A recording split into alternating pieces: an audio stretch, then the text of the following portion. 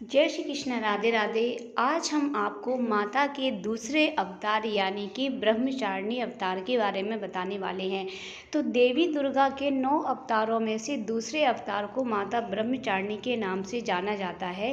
देवी के इस अवतार की पूजा नवरात्रि के दूसरे दिन की जाती है। माँ का नाम ब्रह्मचारिणी 2 शब्दों ब्रह्मा और चारणी से मिलकर बना है। जहाँ ब्रह्म का अर्थ होता है तपस्या, वहीं चारणी होता है आचरण करने वाली।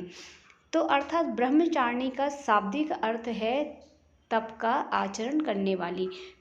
तो आइए जानते हैं माँ का ब्रह्मचारिणी के रूप में तप की अनन्य कथा।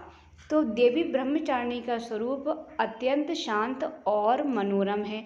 उनके दाएं हाथ में जप की अक्षयमाला और बाएं हाथ में कमंडल सुसज्जित है। इस स्वरूप में माता बिना किसी वाहन के नजर आती हैं। नवरात्रि के पावन त्योहार के दूसरे दिन माता ब्रह्मचारिणी की विधि पूर्वक पूजा होती है।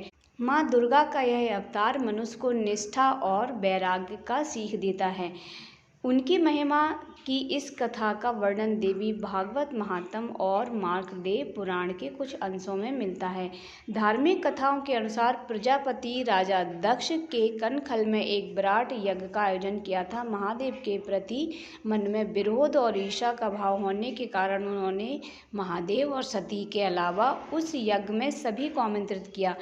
जब देवी सती को इस यज्ञ के बारे में पता चला तो यज्ञ में पहुंचकर उन्होंने अपने पिता से ऐसा करने का कारण पूछा। इस पर प्रजापति दक्ष ने अपनी पुत्री और महादेव को अपशब्द कहे और इस अपमान से व्यथित होकर वह देवी सती ने भगवान शिव का ध्यान करते हुए योग अग्नि द्वारा अपना शरीर त्याग दिया। माता सती के आत्मदाह के बाद समस्त सृष्टि जैसे श्रीहीन हो गई और महादेव भी उदासीन हो गए थे। देवताओं ने महादेव की ऐसी हालत और दानवों के उपद्रव से त्रस्त होकर आदिशक्ति का आह्वान किया। तब देवी आदिशक्ति ने सभी देवगणों को आश्वस्त किया कि वह जल्द ही पर्वतराज हिमाचल के घर कन्या के रूप में अवतरित होंगी। यही कारण है कि कालांतर में देवी ने हिमालय और मैना के घर जन्म लिया। पर्वतराज की पुत्री होने के कारण पार्वती शैलपुत्री भी कहलाई। ऐसी मान्यता है कि वह एक बार हिमालय ने देवर्षि नारद से देवी पार्वती की जन्म पत्रिका को ठीक से जांच करने का आग्रह किया था।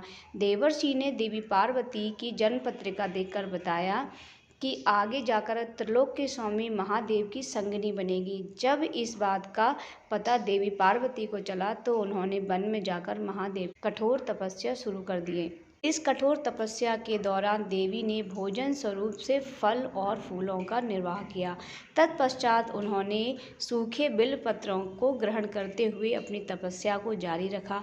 एक समय ऐसा आया जब देवी निर्जला और निराहार महादेव की तपस्या में लीन थी। महादेव को पाने के लिए देवी की इतनी कठिन तपस्या के साक्षी सभी देवी देवता एवं ऋषि मुनि बने और उन्होंने देवी पार्वती के इस तपस्या को अभूतपूर्व बताया। जब देवी की कठिन तपस्या के कारण उनका शरीर कमजोर हो गया तब सभी देवताओं और ऋषियों ने इस तपस्या से प्रसन्न होकर उन्हें आशीर्वाद दिया कि उनकी सभी इच्छाएं पूरी होंगी और उनका विवाह महादेव के साथ संपन्न होगा। मान्यता तो यह भी है कि देवी का यह स्वरूप भक्तों को अत्यंत फल प्रदान करने वाला है। उनके इस स्वरूप को समस्त विद्याओं की जननी माना जाता है और इस स्वरूप में देवी सफ़ेद वस्त्रों में नजर आती हैं। नवरात्रि के दूसरे दिन देवी ब्रह्मचारिणी की विधिवत पूजा की जाती है। इस दौरान कुंजिका स्रोत का पाठ करने के बाद दुर्गा सप्तशती का पाठ करते रहना भी अत्यंत हितकारी माना जाता है।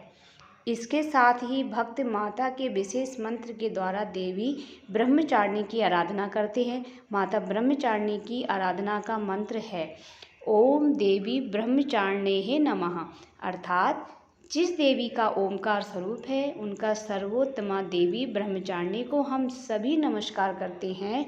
मान्यता है देवी ब्रह्मचारिणी की आराधना करने वाले भक्त शीघ्र ही समस्त भोगों के सुख को भोग कर अपने आत्मा का कल्याण करते हैं और ब्रह्म तत्व की प्राप्ति करते हैं। हमें भी माता की शरण प्राप्त हो ऐसी हमारी भावना होनी चाहिए। तो विशेष इसमें क्या है, देवी दुर्गा के ब्रह्मचारिणी अवतार की कहानी हमें यह सीख देती है कि तप, त्याग, सदाचार, परिश्रम, संयम का मनुष्य के जीवन में कितना महत्व होता है। मनुष्य अगर कठोर परिश्रम करते हुए अपना जीवन यापन करे तो उसे मनोवांछित फल की प्राप्ति अवश्य होती है। तो जिस प्रकार अत्यंत मुश्किल परिस्थितियों में भी देवी ब्रह्मचारिणी ने अपनी तपस्या का पथ नहीं छोड़ा, उसी प्रकार मनुष्य को भी परिश्रम का पथ नहीं छोड़ना चाहिए। तो ये थी ब्रह्मचारिणी माता की अद्भुत कहानी, जो कि शिव को पाने के लिए उन्होंने कठोर तपस्या की। हमारी आशा है कि आपको यह कहानी पसंद आई होगी। तो ऐसी ही हम अगली कहानी लेकर फिर से आएंगे। तब तक के लिए राधे राधे, श्री हरिदास।